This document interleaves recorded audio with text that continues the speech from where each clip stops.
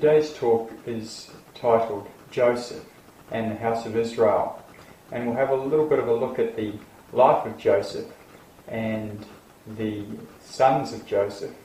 We'll also have an introduction into the book of Genesis and how it affects us even today.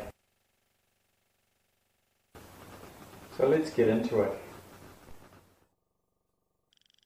Well, welcome to talk number 3. Today we're going to have a look at Joseph and the lost tribes, the house of Israel. Today's talk will concentrate on the history of the house of Israel, and we'll do a bit of a recap of biblical history up until the division of the house of Israel and the house of Judah. And in the next lesson, in the next talk, we'll look at the prophetic future which we are entering into for the house of Israel. But in this talk, we'll look at the history of the house of Israel.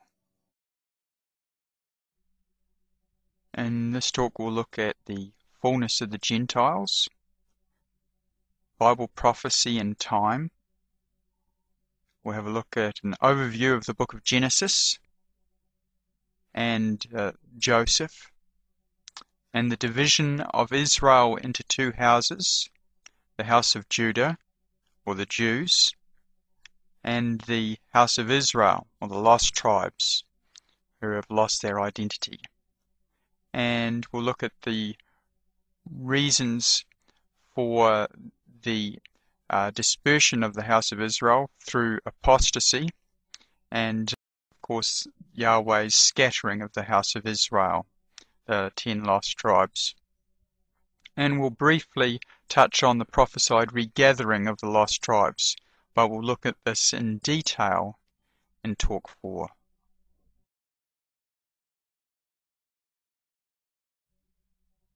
In Romans 11:25, the Apostle Paul tells us, "For I would not, brethren, that ye should be ignorant of this mystery, lest ye should be wise in your own conceits, that blindness in part has happened to Israel, until the fullness of the Gentiles be come in."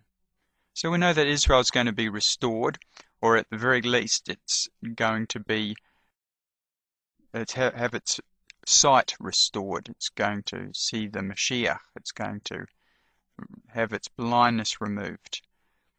It could be that the Apostle Paul was alluding to more than meets the eye, because that very term, fullness of the Gentiles, is very similar to a term in the Hebrew in the Old Testament regarding Joseph's son Ephraim. And we read in Genesis 48:19 that his seed shall become a multitude of nations, in the King James Version, or literally fullness of the nations.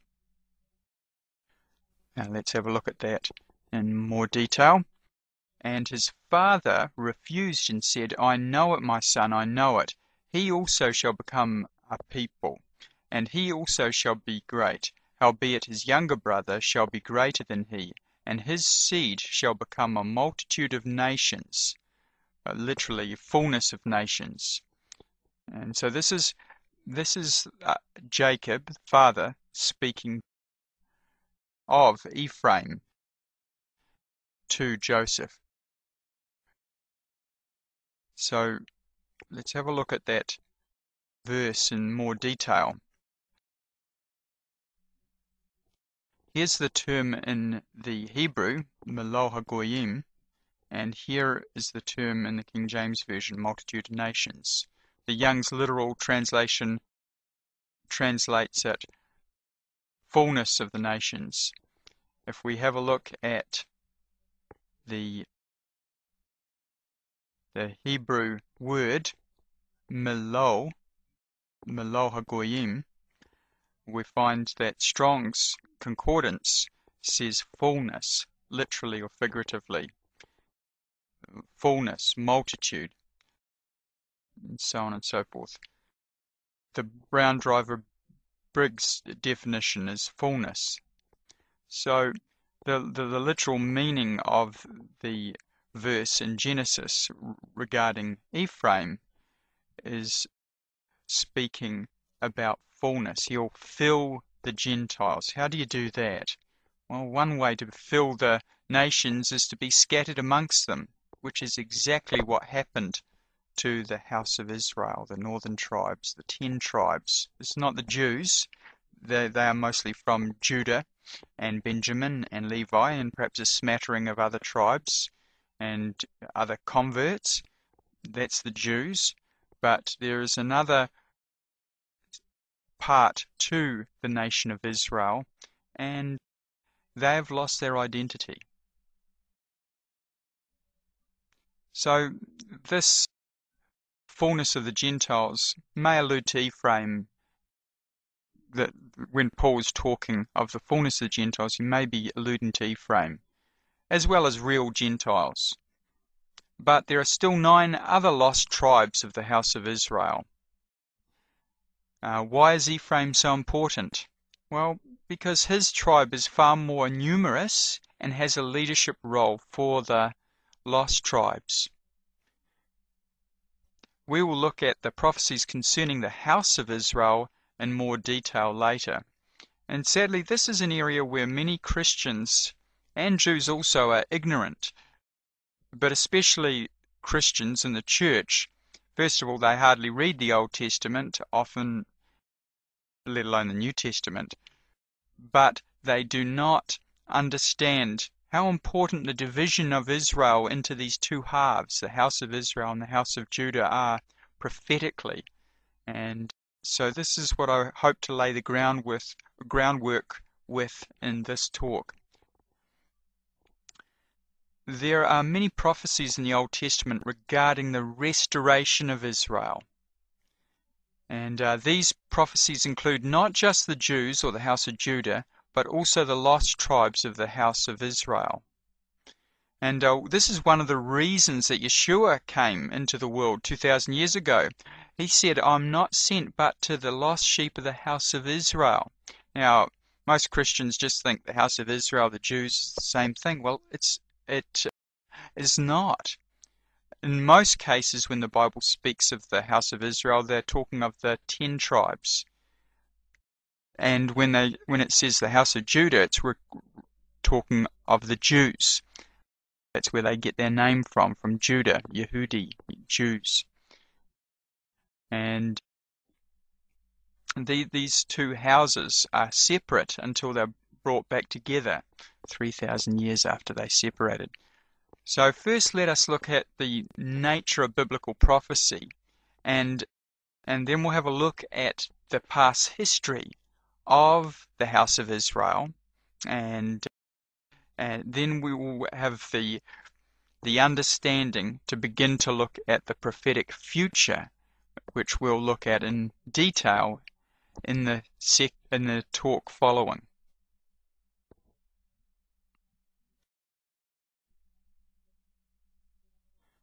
First, though, let's have a look at the nature of biblical prophecy. Before we study in detail the prophecies concerning Joseph and his descendants who lead the lost house of Israel, perhaps it would be good to look at the nature of prophecy itself, or at least some important aspects of prophecy. So we'll have a look at 2 things. Firstly, the fact that God is outside of time, and we'll also look at prophetic branches.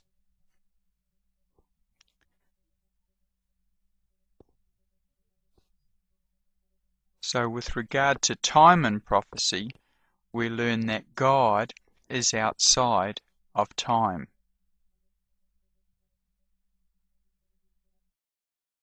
Here are some verses that talk about Yahweh's timeless nature, which also his Son has. In the book of Revelation we read, Yeshua says, "I am Alpha and Omega, the beginning and the ending, saith the Lord." And the Alpha and Omega is the Aleph Tav, the first and the last letter of the Greek alphabet, the first and the last of the Hebrew. So Yeshua is the Aleph Tav. He's the Word of God, from Aleph to Tav, from A to Z, from Alpha to Omega. which was and which was and which is to come. The Almighty. It's Revelation 1:8 in the King James Version. And here we have the present, which is, and which was, the past, and which is to come, the future. So here we have his timelessness, or his being outside or above or beyond time. He was, he is, he will be. So Yeshua is God. He's not the Father, but he shares the Father's timelessness. Another verse in Isaiah 57:15, we read, "For thus saith the high and lofty one that inhabiteth eternity, whose name is holy.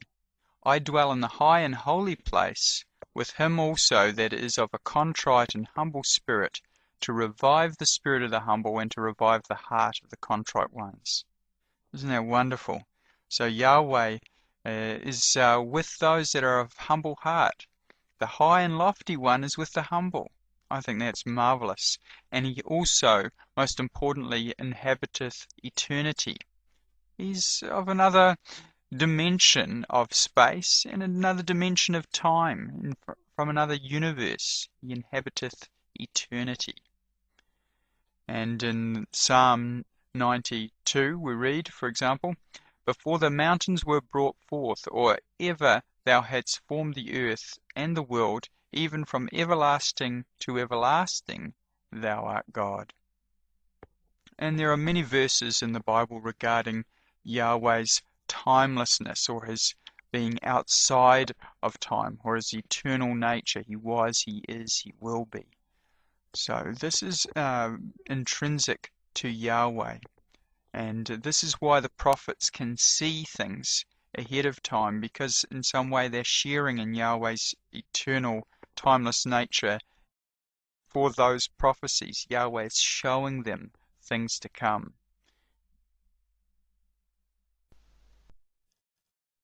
Yahweh's eternal nature is reflected in his name, Yahweh. As we saw before, he was, he is, he will be, which is the past, the present, and the future. Now these words in Hebrew are Hayah for the past, Hey Yod Hey, Hayah, Hoveh for the present, Hoveh, Hey Vav Hey, and Yehyeh, Yehyeh for he will be. So if I want to say he was, I'd say Hayah. If I want to say is, I'd say Hoveh. If I want to say will be, I'd say Yehyeh, he will be. And all of these words for past, present, and future are combined, if you like, in Yahweh's actual name. Yod, Hey, Vav, Hey, Yahweh. The Vav used to have a W sound. Now it has more of a V sound. That's why we say Hoveh, but we could say Hoveh. So we worship Yahweh, Yod, Hey, Vav, Hey. And he is the eternal. So though the words for was, is, and will be, past, present, and future, are in this, are present in this name here. We have the Yod, we have the Hey, we have the Vav combined. So he was, he is, he will be, Yahweh. And that word Yahweh is translated as Jehovah or Lord in the Old Testament. So God's timeless eternal nature is reflected in his name. He was and he is and he will be. That is the eternal Lord. Or Time Lord.